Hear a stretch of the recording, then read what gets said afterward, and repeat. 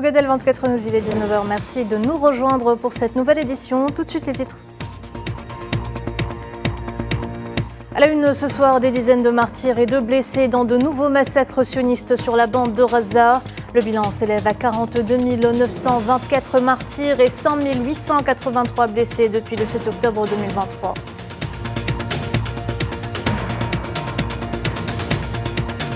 Le Liban, toujours sous le feu des bombardements. Des dizaines de Libanais sont tombés en martyrs dans de nouveaux raids d'agression sioniste sur plusieurs régions du pays.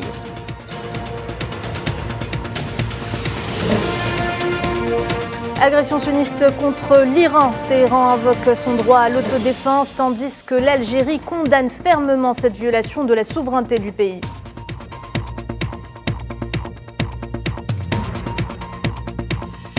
La République sahraoui participe à la réunion de haut niveau sur la promotion de la paix, de la sécurité et de la stabilité en Afrique, en Côte d'Ivoire. Objectif, permettre un échange de points de vue entre les décideurs et médiateurs de l'Union africaine et d'autres acteurs concernés.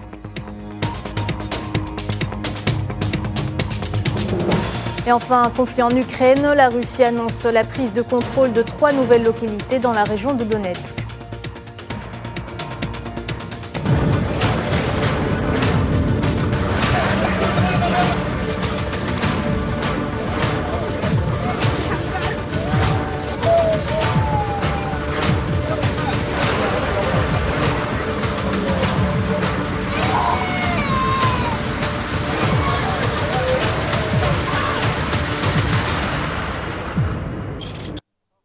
Bonsoir à tous. Le cauchemar réveillé se poursuit dans la bande de Gaza. Plusieurs Palestiniens sont tombés en martyrs et d'autres ont été blessés ce samedi dans un bombardement sioniste sur la ville de Gaza. Des témoins sur place ont déclaré que la plupart des blessés étaient des enfants.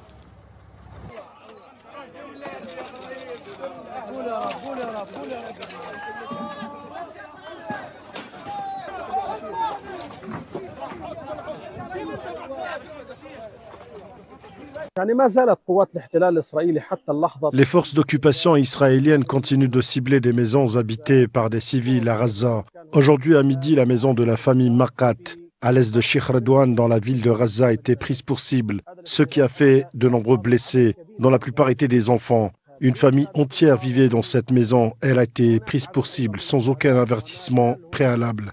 Il y a un certain nombre de martyrs et de disparus sous les décombres, que les secouristes tentent de sauver et de sortir de là. Au moins 4 Palestiniens sont tombés en martyrs ce samedi, dont une petite fille dans de nouveaux raids d'agression sioniste sur le nord et le sud de l'enclave, plus précisément à Jabalia et à Khan Younes.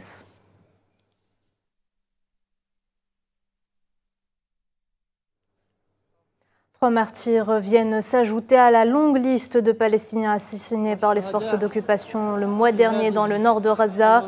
Des dizaines de civils ont également été blessés dans des frappes sionistes sur Jabalia et à Nazla.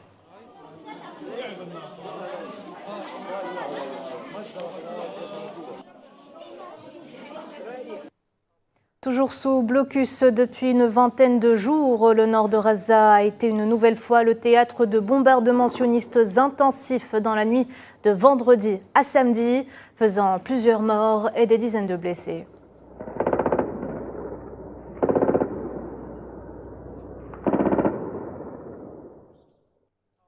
Et au 386e jour d'agression génocidaire sioniste sur la bande de Gaza, le bilan s'est élevé à 42 924 martyrs et 100 883 blessés, dont une majorité de femmes et d'enfants. Selon le ministère palestinien de la Santé, au moins 77 Palestiniens sont tombés en martyrs et près de 300 ont été blessés ces dernières 48 heures dans 7 massacres sionistes commis sur l'ensemble de l'enclave. Ce bilan n'inclut pas les victimes dans les hôpitaux du nord de la bande de Gaza en raison du blocus imposé par les forces d'occupation sionistes et les difficultés de communication et d'accès.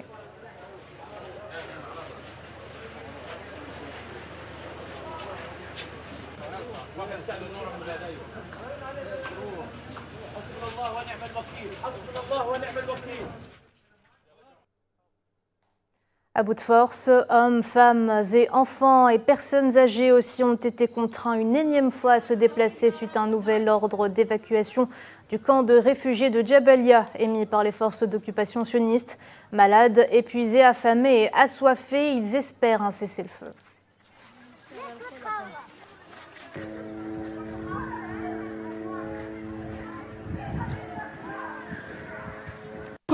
Chaque jour, nous évacuons vers une nouvelle zone. Ayez pitié de nous et arrêtez la guerre. Je vous jure que nous sommes épuisés. Personnellement, je suis vraiment épuisée. Je suis atteinte d'un cancer. Je suis épuisée et je n'ai pas encore reçu de soins. Mes 2 fils sont des martyrs. Ma fille a été blessée. Mon mari et mon fils ont été arrêtés. Quel est l'intérêt de filmer? Où est tout le monde? Ne voit-il pas tout cela? Le haut-commissaire des Nations Unies aux droits de l'homme, Volker Turk, a appelé vendredi les dirigeants du monde à ne pas oublier leur responsabilité de garantir le respect du droit international humanitaire. Dans une déclaration sur le génocide en cours à Gaza, le porte-parole de l'ONU décrit la situation dans le nord de Gaza comme, je cite, l'un des moments les plus sombres du conflit, ajoutant qu'elle empirait de jour en jour. The Israeli government's policies and practices. Les politiques et pratiques du gouvernement israélien risquent de vider la région de tous les Palestiniens. Nous sommes confrontés à ce qui pourrait s'apparenter à des atrocités criminelles, voire à des crimes contre l'humanité. J'ai exprimé à plusieurs reprises mon inquiétude face aux méthodes et moyens de guerre et la gravité des violations commises par toutes les parties. Depuis des mois, j'exhorte toutes les parties au conflit, ainsi que tous les États en particulier, ceux qui ont l'influence dans la région, à agir pour mettre fin au carnage et à la destruction, à assurer la libération rapide et inconditionnelle de tous les otages et à veiller au respect du droit international humanitaire et du droit international des droits de l'homme. Mais cela continue encore et encore.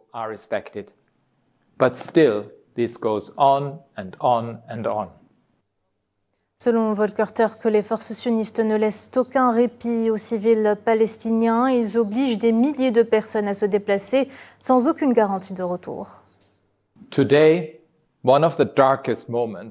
Aujourd'hui, l'un des moments les plus sombres du conflit de Gaza se déroule dans le nord de la bande. L'armée israélienne soumet toute une population au bombardement, au siège et à la famine, et la force à choisir entre un déplacement massif ou le fait d'être piégé dans une zone de conflit actif. Les bombardements dans le nord de Gaza sont incessants. L'armée israélienne a ordonné à des centaines de milliers de personnes de se déplacer sans aucune garantie de retour, mais il n'existe aucun moyen sûr de partir. Les bombardements continue de tomber. L'armée israélienne sépare les familles et arrête de nombreuses personnes. Et les personnes qui fuient auraient été la cible de tirs. Le commissaire de l'ONU aux droits de l'homme a par ailleurs dénoncé les restrictions illégales toujours en vigueur, décrivant la situation de catastrophique sur tous les plans dans la bande de Gaza. L'accès à cette partie de Gaza est extrêmement limité. Presque aucune aide n'est parvenue dans la région depuis des semaines. Les restrictions illégales étant toujours en vigueur et de nombreuses personnes sont aujourd'hui confrontées à la famine. L'armée israélienne frappe des hôpitaux et des membres du personnel et des patients ont été tués ou blessés ou ont été forcés d'évacuer simultanément. Des abris qui étaient autrefois des écoles sont frappés quotidiennement. Les communications avec le monde extérieur restent extrêmement limitées. Des journalistes continuent d'être tués de manière inimaginable. La situation dans le nord de Gaza empire de jour en jour. Les forces d'occupation sionistes ont bombardé l'hôpital Kamal Adwan au nord de la bande de Gaza alors qu'il y avait des enfants malades à l'intérieur. Les soldats sionistes ont empêché l'aide nécessaire de parvenir à l'hôpital. L'Organisation mondiale de la santé a réussi ce samedi à reprendre contact avec cet établissement assiégé. Maria Chouyer. Déplacements, famine, raids incessants et les drames continuent toujours à Gaza. Dans le nord de l'enclave palestinienne, l'hôpital Kamal Adwan, toujours assiégé, est complètement débordé. Les blessures qu'il reçoit sont d'une extrême gravité. Dans les couloirs de cet hôpital, le personnel de santé compte désormais parmi les blessés. Des centaines de vies s'éteignent à Kamal Adwan en raison du manque de matériel et de personnel médical. J'étais ici il y a quelques jours, du 20 au 21. Nous ne pouvions alors que transférer des patients, car nous n'étions pas autorisés à apporter du matériel médical. Aujourd'hui, il y a près de 200 patients. Nous recevons des patients souffrant de traumatismes provenant de tout le nord du Gaza. L'OMS et les agences partenaires étaient arrivés à l'hôpital Kamal Adwan mercredi et avaient réussi à transférer quelques patients et soignants vers l'hôpital principal du territoire palestinien Al-Shifa. Aussitôt, les soldats sionistes ont pris d'assaut l'hôpital Kamal Adwan dans le camp de Jabalia, mettant fin à la mission de l'OMS visant à livrer les fournitures essentielles pour maintenir l'établissement opérationnel. Nous souffrons toujours d'un manque de ressources, de fournitures et de personnel médical.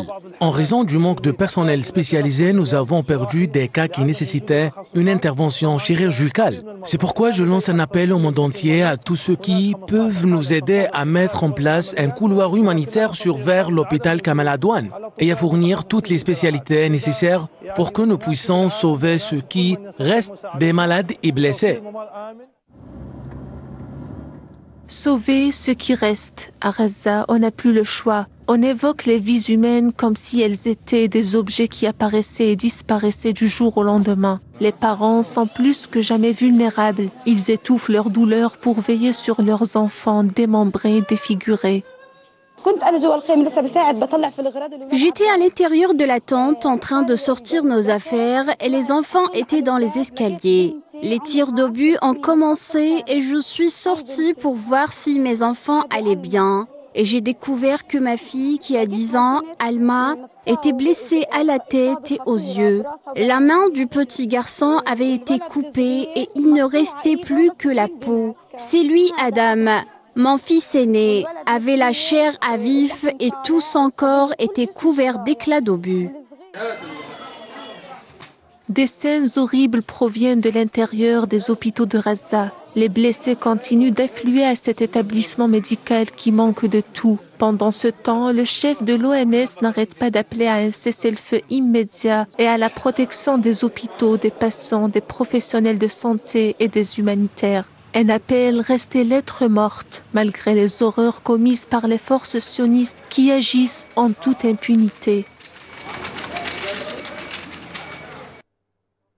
Un jeune Palestinien est tombé en martyr ce samedi sous les balles des forces d'occupation à Tulkarem en Cisjordanie occupée. Selon le ministère palestinien de la Santé, Islam Jamil Odeh, âgé de 29 ans, a été assassiné dans le quartier des Salam. Les forces d'occupation sionistes ont arrêté dans la nuit de vendredi à samedi au moins 15 Palestiniens en Cisjordanie occupée, portant à 11 400 le nombre de détenus depuis le début de la guerre de génocide à Gaza. Parmi les détenus se trouvaient un enfant et d'anciens prisonniers.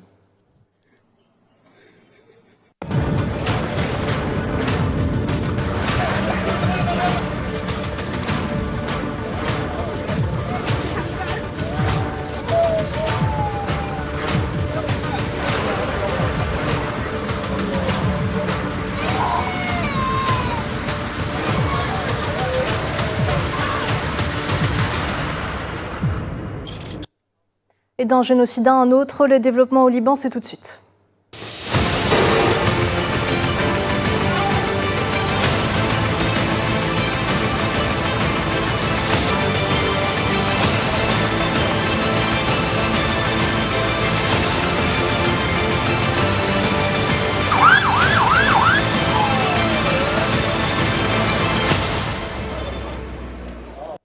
Le Liban, toujours sous le feu des bombardements. Des dizaines de Libanais sont tombés en martyrs ce samedi dans de nouveaux raids d'agression sioniste ayant ciblé plusieurs régions du pays.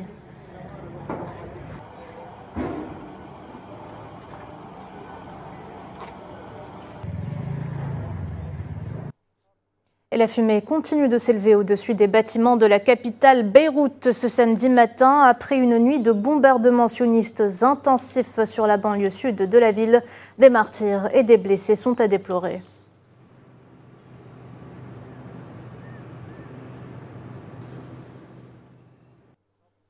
Les forces d'occupation sionistes ont dynamité à l'aube plusieurs maisons dans les villages d'Adassiyeh et de Taïbé au sud du Liban. Les explosions ont été si puissantes que les signaux d'alerte au séisme ont été activés dans une grande partie des territoires palestiniens occupés.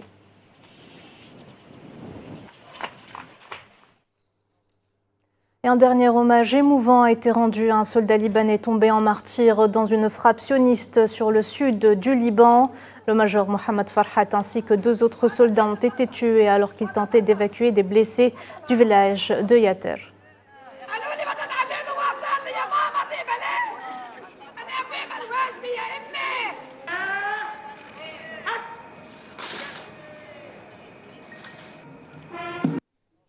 La famille et les proches du journaliste libanais de la chaîne El Mayadine, tombé en martyr vendredi au sud Liban, se sont rassemblés ce samedi pour lui faire leurs derniers adieux. Hassan Najjar a été tué en compagnie de 2 autres journalistes dans une maison d'hôtes lorsqu'ils ont été délibérément ciblés par les forces sionistes.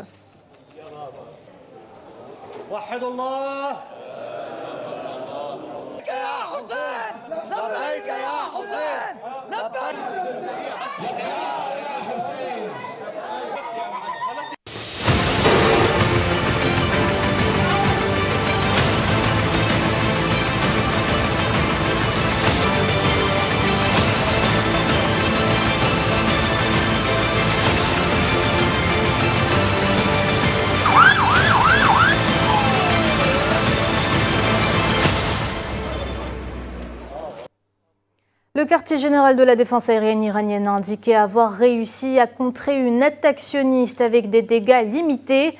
C'est ce qu'a rapporté ce samedi l'agence de presse semi-officielle Tasnim. Selon cette dernière, les forces sionistes ont ciblé tôt ce matin des sites militaires à Téhéran et dans les provinces du Khouzestan et de l'Ilam, malgré les avertissements préalables de l'Iran demandant à l'entité sioniste d'éviter toute action risquée. 4 soldats de l'armée iranienne sont tombés en martyr dans la nuit de vendredi à samedi lors de frappes menées par l'entité sioniste contre l'Iran. Selon un communiqué de l'armée, les 4 soldats sont morts, je cite, en tentant de défendre la sécurité de l'Iran et d'éviter tout dommage à la nation iranienne. Un précédent bilan faisait justement état de 2 soldats tombés en martyr. 2 soldats tombés en martyr lors d'une attaque du régime sioniste. L'armée de la République islamique d'Iran a déclaré dans un communiqué que 2 de ces soldats étaient tombés en martyr lors des frappes matinales d'aujourd'hui. Le communiqué précise que le commandant Jahandideh et le lieutenant Shahrokhifar ont été honorés par le martyr alors qu'ils affrontaient les projectiles du régime sioniste criminel pour défendre les frontières de sécurité de l'Iran et empêcher tout dommage à la nation et aux intérêts iraniens. Et on rappelle que selon un nouveau bilan, ce sont 4 soldats iraniens à être tombés en martyr. Et dans ce contexte, l'Iran a condamné les frappes sionistes contre son territoire. Le chef de la diplomatie du pays a d'ailleurs déclaré avoir le droit et le devoir de se défendre contre les actes d'agression étrangers, citant la base du droit inhérent de légitime défense qui figure à l'article 51 de la Charte des Nations Unies.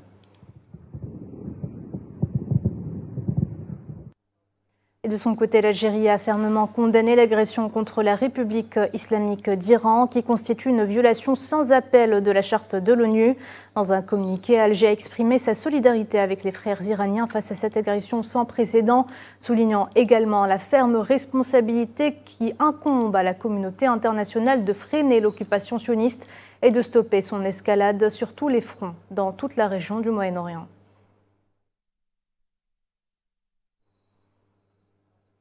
D'autres pays tels que l'Arabie saoudite et l'Irak ont également condamné l'agression sioniste sur l'Iran, une agression qui constitue selon ces derniers une violation de la souveraineté du pays d'une part, en plus d'une violation des lois et des normes internationales.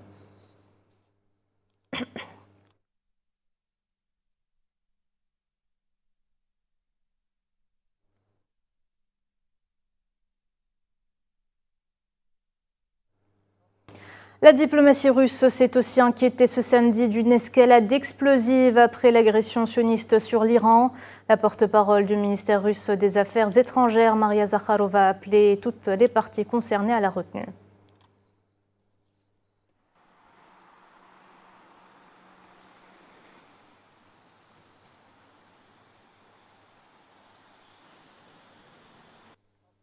On parle justement de cette agression sioniste sur l'Iran avec notre invité du 19h.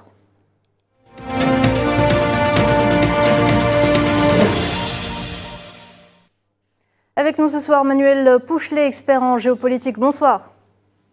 Bonsoir madame et merci pour votre invitation. Toujours un plaisir de vous avoir parmi nous. Alors Manuel Pouchelet, cette agression contre l'Iran est d'une envergure sans précédent. Selon un dernier bilan, on parle d'au moins 4 soldats tombés en martyrs. Malgré les avertissements, l'entité sioniste a quand même décidé d'élargir son offensive. Quelle lecture faites-vous de cette agression qui intervient justement quelques temps après une première agression sioniste à laquelle Téhéran avait justement riposté par une salve de missiles?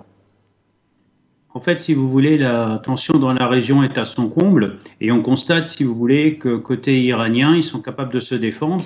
Et en même temps, on constate aussi que du côté israélien, ou l'entité sioniste, est, on va dire, incapable d'être contrôlée malgré les préventions, les actions de prévention, je pense notamment des Américains et d'autres pays. Mais ce que l'on constate aussi, c'est la vive réaction des pays de la région. Vous avez mentionné le Royaume d'Arabie Saoudite, il y a également les Émirats Arabes Unis, il y a l'Inde, le Pakistan.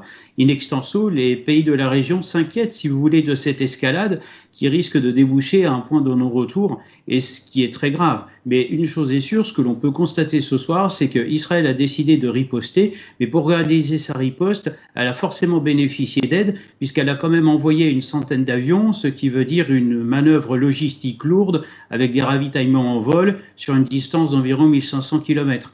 Mais en ce qui concerne l'Iran, on constate que c'est une puissance régionale qui est capable d'organiser sa défense avec un système quasi équivalent au dôme de fer qui a arrêté la majorité des missiles israéliens qui sont tombés sur son sol. Donc Téhéran confirme par la voix de son...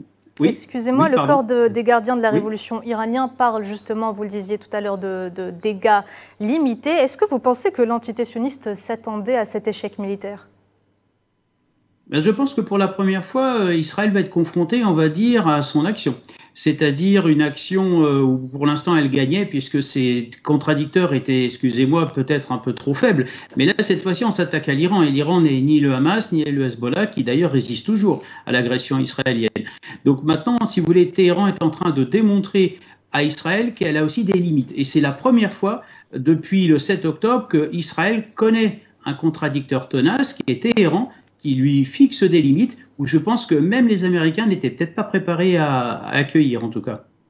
La souveraineté de l'Iran a été violée, en plus de la violation sans appel de la Charte des Nations Unies. Dans ce contexte, on l'a vu tout à l'heure, l'Iran a invoqué son droit à l'autodétermination. Est-ce que vous pensez que nous allons vers un conflit régional de haute intensité ? Parler de haute intensité, si vous voulez, cela mobilise beaucoup de vecteurs. Je pense à une levée d'armée, ce qui est déjà le cas en Israël, mais côté de Téhéran, vous l'avez très bien mentionné, il s'agit du corps des gardiens de la révolution, donc ce qui n'est pas tout à fait une armée complète. Et l'armée iranienne est aussi forte de nombreux hommes et qui risquerait à son tour d'être engagée. Maintenant, de là à parler d'une escalade, je vous ferai remarquer qu'il y a une forme de retenue aussi d'Israël dans ses frappes, c'est ce que disent les Américains, mais attention, on est aussi dans une bataille de communication où il faut vraiment être très très prudent sur les déclarations, mais ce que l'on peut constater, c'est que Téhéran est capable de se défendre, d'invoquer bien sûr le droit international, parce que vous le savez, depuis quelque temps, la lecture du droit international, comme par hasard, dès qu'il s'agit de sa propre défense, est biaisée, et l'État israélien le viole régulièrement, et personne ne fait rien pour l'arrêter en tout cas. Mais ce qui a été fait la nuit dernière démontre que Téhéran est capable de se défendre, et peut-être à son tour aussi d'imposer ses règles du jeu. L'entité sioniste joue avec le feu, on peut le dire, en s'attaquant à l'armée iranienne. Est-ce que vous pensez qu'on pourrait parler d'une grave erreur stratégique de la part de Benyamin Netanyahou, en particulier en prenant en compte qu'un certain nombre de pays ont cessé leur livraison d'armes à l'entité sioniste ? Oui, vous savez, il y a un proverbe régional qui dit « d'une erreur n'en fait pas deux ». Je pense que c'est peut-être la deuxième erreur. Et vous savez, il y a aussi un petit dicton qui dit que si on tire la queue du lion, il ne faut pas s'étonner qu'il morde. Donc, quelque part, je pense que M. Netanyahou est allé trop loin. Est-ce un pont trop loin? Puisque maintenant, il doit aussi s'attendre à une riposte de Téhéran, puisque cela a été observé depuis le début de ces agressions régulières on va dire, du côté israélien, où, rappelez-vous, il y a eu des drones iraniens qui sont venus, Israël a répliqué, ensuite il y a eu des missiles balistiques. Donc si vous voulez, moi ce qui m'inquiète, c'est le fait que les rapports augmentent graduellement en termes de difficultés et surtout de moyens engagés. On ne parle plus de drones, on parle de missiles balistiques. Donc, quelle sera la prochaine étape? Moi, je vous le confirme, l'embrasement est craint par tous les pays de la région, mais aussi les alliés, on va dire, de l'entité israélienne. Pourquoi? Parce que tout simplement, parce que à cause de cela, il y a des risques économiques majeurs. Il ne faut pas oublier que l'Iran est aussi producteur de pétrole, ce qui risquerait de faire flamber les prix du baril. Et en Occident, on a déjà une crise économique suffisamment importante. Et les classes moyennes, excusez-moi, ne pourraient pas se satisfaire d'une situation qui, malheureusement, au Moyen-Orient, a des répercussions déjà aussi sur leur quotidien, en tout cas. Justement, après Gaza, après le Yémen, après le Liban, après la Syrie, l'entité sioniste a décidé de s'attaquer à l'Iran tout en jouissant d'une impunité jamais vue, on peut le dire. Comment est-ce que vous expliquez cette non-réaction de la part de la communauté internationale ? Je pense que la communauté internationale, si vous voulez, en France, on a un dicton qui dit qui le mot consent. Maintenant, attention, il y a aussi une partie non visible que sont les relations diplomatiques, où vous savez que Téhéran est quand même un acteur central de beaucoup de décisions. Il y a des aspects sécuritaires, il y a aussi d'autres aspects économiques, et toutes ces personnes sont condamnées à s'entendre. Et en diplomatie, vous avez aussi cette affirmation que si vous n'êtes pas à la table des négociations, c'est que vous êtes au menu. Mais vous savez, on ne peut pas faire sans Téhéran. Téhéran est un acteur incontournable d'une région, puisque c'est une puissance régionale, et d'ailleurs, on va dire, son ancien contradicteur de l'époque, qui était l'Arabie Saoudite, maintenant se range derrière Téhéran pour justement dénoncer ces actions israéliennes qui sont aujourd'hui condamnables et justement qui sont condamnées par tous les acteurs de la région.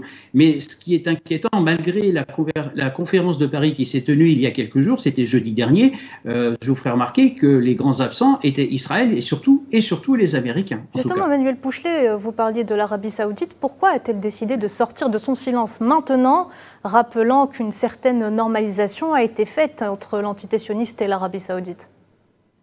Vous savez, le prince Mohammed Ben Salman est une personnalité respectée et notamment l'Arabie Saoudite est une puissance régionale et aussi un autre acteur qui diffuse aussi de nombreuses idées par d'autres biais. Elle s'inquiète surtout de la situation économique puisque les derniers chiffres sur l'économie du royaume ne sont pas forcément bons et que malheureusement il y aurait un grand risque aussi pour les Saoudiens d'une déstabilisation si tant est qu'un conflit se déclare avec l'Iran et bien entendu Israël. Tous les pays de la région seraient concernés parce qu'il faut savoir que ces pays accueillent d'autres minorités qui bien entendu sont aussi favorables à la défense des idées du régime de Téhéran et en même temps cela divise aussi profondément de nombreuses entités. Je pense, vous avez présenté tout à l'heure un documentaire sur le Liban et au Liban, vous savez, il y a 18 communautés religieuses qui cohabitent dont on perçoit déjà et dès à présent des risques de tension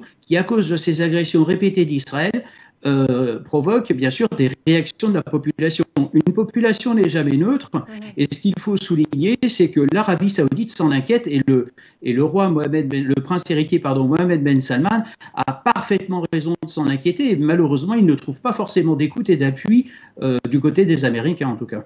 Pensez-vous qu'il y aura une sévère riposte de la part de Téhéran dans les jours à venir ou peut-être dans les heures à venir ? Vous savez, l'Iran est un pays qui ne confondra jamais vitesse et précipitation et dont, on va dire, ils ont, une phrase très simple. Ce qui est passé a fui, ce que tu espérais est absent et le présent t'appartient. Donc si vous voulez, moi je vais rebondir sur ce proverbe perse où le présent leur appartient et je ne pense pas que Téhéran soit en mesure de riposter immédiatement. À défaut, il risquerait de confondre vitesse et précipitation. Mais vous savez, à défaut de réponse militaire, ce qui n'est peut-être pas forcément le scénario immédiat, il y a aussi des ripostes économiques où justement Téhéran pourrait entraîner de son côté les puissances régionales que vous avez mentionnées dans vos documentaires, où justement Israël est aussi tributaire de l'économie de ces pays, notamment sur les places et les marchés boursiers en tout cas. Dernière question pour vous, Manuel Pouchelet. À l'heure où nous parlons, l'entité sioniste a commis un nouveau massacre dans le nord de Gaza, à Beit Lahia, visant 5 maisons. On parle d'au moins 35 martyrs. On l'a vu, l'entité sioniste est sur tous les fronts et Gaza est en train de se transformer en une véritable boucherie. Oui, malheureusement, c'est le journal de marche des opérations sur Gaza est horrible et il n'y a rien qui est fait pour arrêter cette boucherie et la main vengeresse, on va dire, de Benjamin Netanyahou. Moi, personnellement, vous savez, j'ai beaucoup de difficultés à me poser la question de savoir quand est-ce qu'on pourra arrêter ce Premier ministre qui, en tous les cas, on a quand même quelques indicateurs, on va dire, je n'ose pas dire optimistes, où il commence dans son armée à rencontrer une certaine opposition de certains officiers qui n'approuvent plus ces combats, et aussi sa population qui n'est plus non plus à même d'accepter les difficultés tant sécuritaires que de vie au quotidien, où justement le Premier ministre a décidé de plonger tant Israël que toute la région dans le chaos. Je pense qu'il faut que cela cesse. Vous l'avez présenté dans vos documentaires, si vous voulez, avec une population qui demande un cessez-le-feu. Le problème, c'est qu'il ne vient pas. Et à l'heure d'aujourd'hui, je suis malheureusement, même avec certains accès à certains dossiers, incapable de pouvoir vous dire si ce cessez-le-feu pourra s'exercer. Une chose est sûre, la population souffre, la population est le seul, on va dire, levier qui pourrait protester contre cette politique, mais malheureusement, elle n'est pas écoutée et c'est là le plus grave en tout cas. Mais l'heure est donc venue d'isoler l'entité sioniste du Conseil de sécurité, vu qu'elle ne respecte aucune résolution des Nations Unies. Oui, je vous le confirme, le problème qu'il y a, c'est qu'au Conseil de sécurité, ils ont un appui indéniable qui s'appelle, on va dire, les États-Unis d'Amérique. Moi, par contre, ce qui me fait plaisir, c'est quand même d'entendre enfin une réaction de Moscou avec quand même des termes forts qui condamnent ces actions, mais aussi, je vais me répéter, je vous prie de m'en excuser, surtout les acteurs régionaux du Moyen-Orient, des capitales du Moyen-Orient qui s'agacent et qui s'inquiètent surtout des risques de déstabilisation que cette politique menée par M. Netanyahou, cette politique de va-t-en-guerre, de cette politique de va-t-en-guerre qui, de toute façon, a des conséquences économiques sur les pays de la région, parce que je vous ferai remarquer qu'une partie du transit du pétrole passe par le golfe d'Aden et que c'est 40% des marchandises mondiales qui passent par le canal de Suez. Tant l'Égypte que le Yémen ou d'autres pays sont privés aussi de droits de douane qui, malheureusement, manquent à leur économie. Et je pense que, je le dis souvent, la guerre n'est pas seulement militaire, mais elle est aussi économique. Et là, je pense qu'on atteint des sommets où, justement, il y a des pays qui commencent à devoir s'expliquer, des gouvernements qui commencent à devoir s'expliquer auprès des populations, où, justement, il y a un risque de situation irréversible, excusez-moi, sur le plan économique, en tout cas. Merci beaucoup, Manuel Pouchelet, d'avoir répondu à nos questions. C'est toujours un plaisir de vous avoir parmi nous. À bientôt. Merci beaucoup, madame. Et face à cette escalade des tensions au Moyen-Orient, la chef de la Croix-Rouge internationale a dénoncé le mépris du droit de la guerre internationalement reconnu et ses conséquences funestes sur le terrain.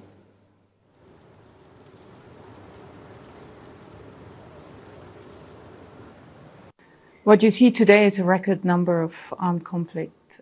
Aujourd'hui, nous assistons à un nombre record de conflits armés, qu'ils soient internationaux ou non. Nous vivons dans un monde très polarisé. Nous avons besoin de toute urgence des meilleurs respects du droit international humanitaire, car c'est pour moi la clé de la désescalade, de la stabilisation, de la situation dont nous avons besoin de toute urgence. Le respect du droit international humanitaire est une évidence, car tous les États ont ratifié les conventions de Genève et se sont engagés à préserver l'humanité lorsque les choses deviennent très compliquées et difficiles. Mais malheureusement, ce n'est pas la réalité sur le terrain. Ce que nous constatons, ce sont des violations constantes du droit international humanitaire dans un nombre croissant de conflits. La chef du CICR ajoutera qu'avec le nombre des victimes dans les conflits et le nombre incalculable de déplacés civils, les aides humanitaires sont plus que nécessaires. Nous sommes confrontés à plus de 120 conflits armés dans le monde. L'aide humanitaire est plus que jamais nécessaire. Le nombre de victimes civiles que nous constatons aujourd'hui et l'augmentation soudaine du nombre déjà élevé de personnes déplacées sont inacceptables. L'aide humanitaire ne peut plus et ne pourra jamais faire face à un tel défi. Nous devons réaffirmer que la clé pour ramener la paix est le respect de l'humanité, le respect des principes de préservation de l'intégrité physique et individuelle des êtres humains dans les situations de conflit armé.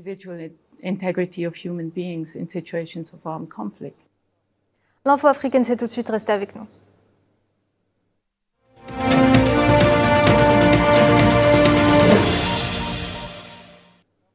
La République sahraoui a participé ce samedi à la réunion de haut niveau sur la promotion de la paix, de la sécurité, de la stabilité en Afrique sous le thème « L'impact et la durabilité de la diplomatie préventive et de la médiation » qui se tient à Abidjan, en Côte d'Ivoire, sous la supervision de la Commission de paix et de sécurité de l'Union africaine. Objectif, permettre un échange de points de vue entre les décideurs et médiateurs de l'Union africaine et d'autres acteurs concernés. Et en Tunisie, le président Kais Saied a effectué vendredi soir une visite au siège du ministère tunisien de l'Intérieur où il a rencontré le ministre, le secrétaire d'État auprès du ministre de l'Intérieur chargé de la sécurité nationale et un certain nombre de responsables sécuritaires. Le chef d'État tunisien a insisté à cette occasion sur la nécessité de redoubler d'efforts pour lutter contre tous les types de criminalité et faire respecter la loi.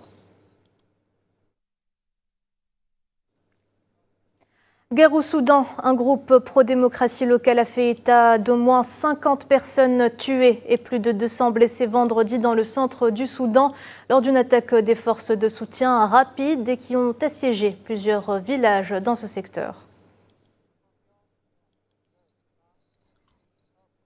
2/3 des civils au Soudan n'ont plus accès aux services de santé essentiels, la plupart des hôpitaux et centres de santé du pays ayant été contraints de fermer leurs portes. Les femmes enceintes et allaitantes sont aujourd'hui confrontées à la menace sanitaire la plus redoutable. Amalam Zienzitoune. Des millions de personnes déplacées, des services essentiels paralysés, la santé d'innombrables Soudanais est mise en péril, surtout celle des femmes enceintes. Ce sont les conséquences du conflit au Soudan qui dure depuis le 15 avril 2023 et qui a plongé le pays dans une crise humanitaire dévastatrice. Houda Daoud est enceinte de 9 mois. Il y a 2 mois, elle a fui Sinja dans le centre du Soudan pour se rendre à Port-Soudan afin de recevoir des soins médicaux et d'assurer un accouchement en toute sécurité. En tant que femme enceinte, la sécurité et les soins de santé sont une priorité pour moi. Les femmes enceintes ont également besoin d'une bonne alimentation pour elles-mêmes et pour leur bébé. C'est pourquoi je suis partie lorsque les RSF ont pris le contrôle de Sinja et j'ai parcouru toute cette distance jusqu'à Port-Soudan. La situation n'est pas idéale ici, mais elle est meilleure que dans les zones de conflit où nous n'avons pas d'hôpital opérationnel. En plus des problèmes de malnutrition et du manque des soins, l'insécurité des routes complique l'accès aux établissements de santé, obligeant de nombreuses femmes soudanaises à recourir aux accouchements à domicile à la méthode traditionnelle. Le nombre de femmes qui viennent chez nous est plus élevé qu'avant. Elles ne peuvent pas se permettre les coûts élevés des hôpitaux et viennent également de régions éloignées dans une situation très vulnérable. La plupart des femmes enceintes que je vois sont déplacées et mal nourries. Elles ont besoin de plus de soins et d'attention, tout comme les nouveau-nés. Des experts estiment que le taux de mortalité maternelle lors des accouchements pourrait augmenter de 15% à la suite des affrontements, alors que 80% des hôpitaux et centres de santé du pays ne sont pas opérationnels. L'extension du conflit à des régions plus vastes a non seulement contribué à la destruction du système de santé, mais aussi à la perte de données cruciales concernant les femmes. Il y a un manque de soins de maternité et de soins médicaux pour les maladies chroniques dont souffrent les femmes. Ces problèmes nécessitent des interventions et des opérations différentes qui accablent le système de santé fragile.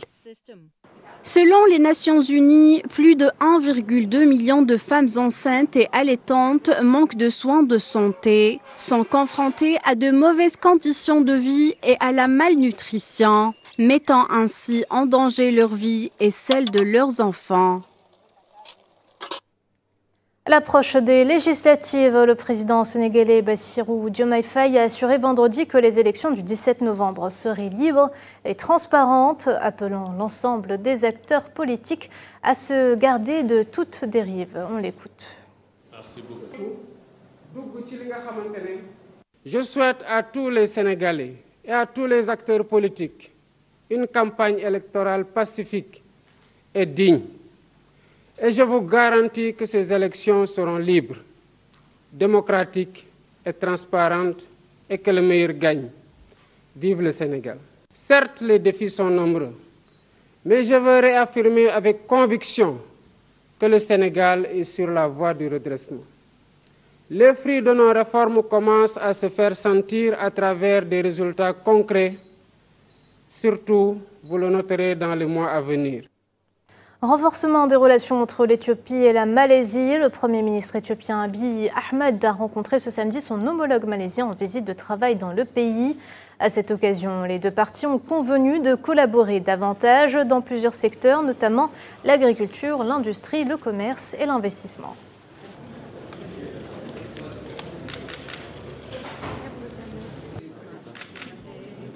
We have also agreed to deepen our collaboration. Nous avons convenu d'approfondir notre collaboration dans plusieurs domaines clés, l'agriculture, l'industrie, l'exploitation minière, le commerce et l'investissement. Les opportunités sont nombreuses des deux côtés et les discussions ont été très fructueuses pour renforcer notre coopération dans tous les secteurs. Our cooperation in all sectors. Périole du singe, la ministre ougandaise de la Santé avertit ce samedi que le Mpox se propageait de plus en plus vite dans le pays. Au moins 19 régions ont été touchées depuis l'apparition de l'épidémie début août, entraînant une augmentation en flèche du nombre de cas ces derniers jours. Le nombre total de cas d'infection confirmés en laboratoire s'élève à 164 pour le moment.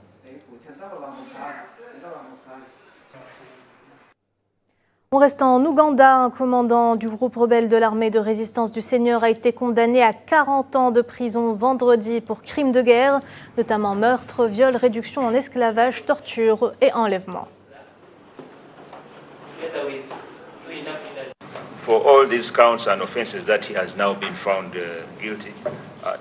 Pour tous ces chefs d'accusation et délits pour lesquels il a été reconnu coupable et pour lesquels il a été condamné, il est considéré que la peine de 40 ans qui lui a été infligée pour meurtre reflète correctement la véritable criminalité de Thomas Koyelo.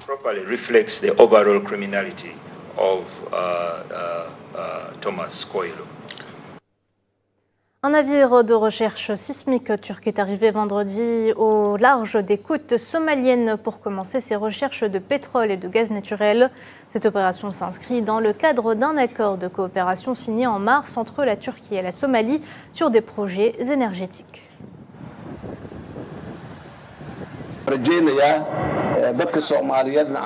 J'espère et j'attends des Somaliens qui ne gâchent pas les opportunités. Al-Shabaab ne peut pas nous empêcher de les saisir. Aucun autre ennemi étranger ne peut nous empêcher de les saisir. Nous devons venir avec une seule chose, une bonne gouvernance et un gouvernement officiel pour le pays. Partager et accepter tous les Somaliens. Les Somaliens devraient tout saisir et élever et renforcer notre gouvernance.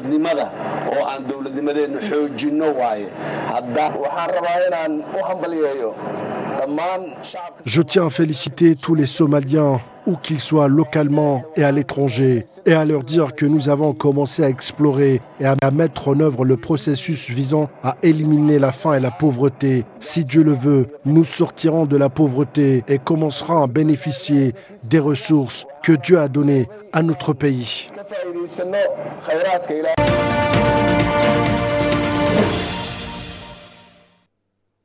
Dans le reste de l'actualité, un drone russe a frappé un immeuble résidentiel de plusieurs étages dans la capitale ukrainienne Kiev vendredi soir, déclenchant un incendie dans les étages supérieurs. Bilan, 1 mort et 5 blessés.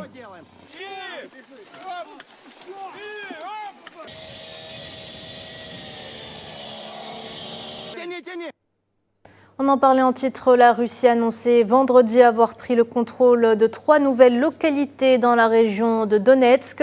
Le ministre russe de la Défense a également fait état de 42 frappes groupées sur des cibles ukrainiennes en utilisant des armes à guidage de précision et des drones sur différents fronts, ciblant principalement les installations énergétiques soutenant l'industrie militaire ukrainienne.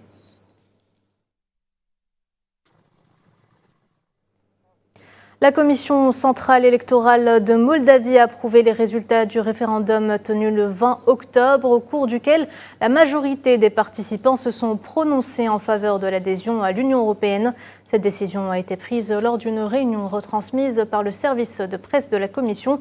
Ainsi, la constitution moldave sera complétée par des mots sur l'irréversibilité de la voie européenne et la proclamation de l'intégration à l'UE en tant qu'objectif stratégique. Et plus que quelques jours nous séparent du lancement du processus de vote aux États-Unis. Et pendant ce temps, la campagne électorale se poursuit. Lors d'un rassemblement dans le Michigan, le républicain Donald Trump a accusé la démocrate Kamala Harris de faire la fête.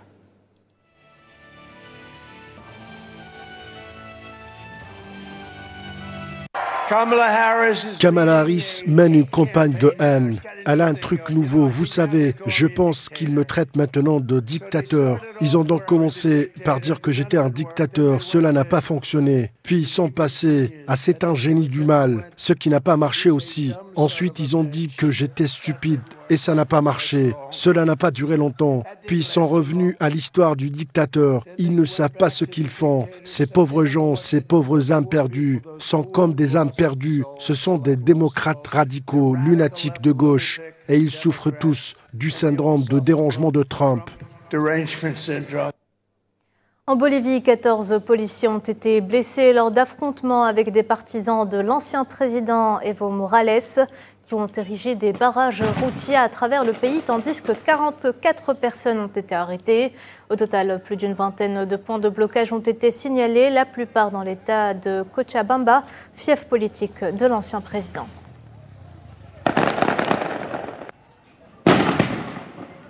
Notre économie est en ruine, les prix des denrées alimentaires ont augmenté et nous regrettons que des gens qui ne sont pas d'ici viennent ici. Ils ne sont pas de Vinto. En tant que citoyens de Vinto et membres du comité civique, nous connaissons nos habitants. Des gens radicaux sont venus ici pour s'opposer à nous et nous ne pouvons pas tolérer cela.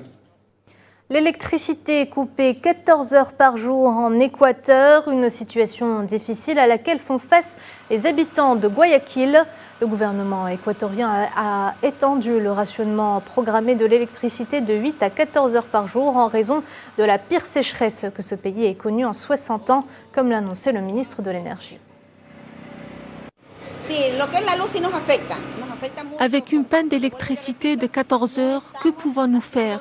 C'est coûteux pour nous, les pauvres qui ne travaillons qu'au jour le jour. Et ce n'est pas suffisant. Un tel générateur coûte 740 €, 280 € ou 1 500 $ en fonction de la tension nécessaire pour le travail.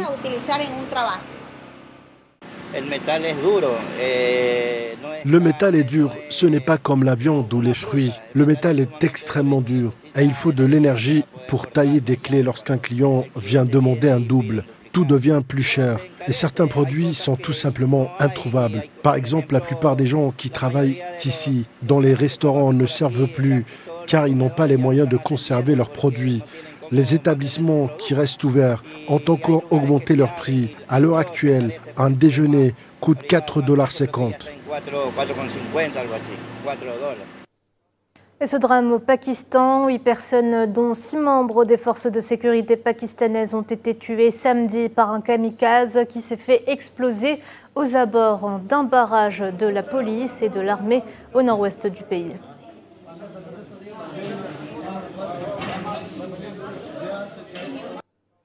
La diplomatie nord-coréenne a déclaré ce samedi condamner fermement la récente activité militaire américaine avec ses alliés dans la région. Une démonstration imprudente vue par Pyongyang comme une menace claire et une grave provocation à la sécurité de la région.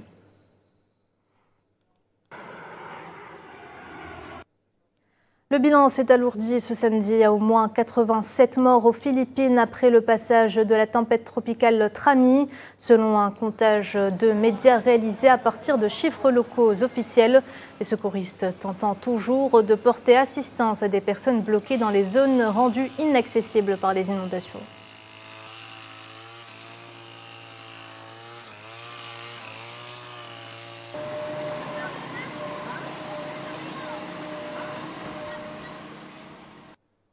Dans le même contexte, les villes côtières chinoises continuent d'émettre des avertissements concernant les fortes rafales et les fortes pluies déclenchées par la tempête Trami, cette dernière ayant suspendu certains transports publics.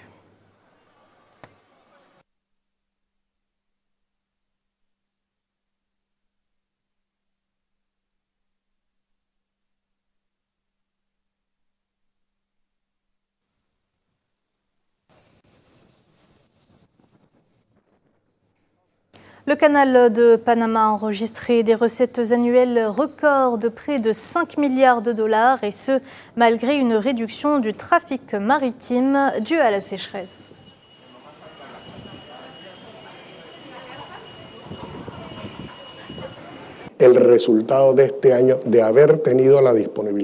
Si l'eau était disponible, le résultat de cette année aurait été bien meilleur que celui de l'année dernière et beaucoup plus conforme au niveau de revenus que nous attendons dans le budget de cette année. Il existe un certain nombre de revenus et d'opportunités dont le pays n'a pas pu profiter parce qu'il n'y a pas de solution pour l'eau à l'heure actuelle. Nous dépendons toujours de la pluie. Les réservoirs nous donneront des outils pour mieux la gérer, mais nous dépendrons toujours de la pluie. Nous dépendons de la pluie que nous prenons et de la pluie que nous utilisons pour faire fonctionner le canal de Panama.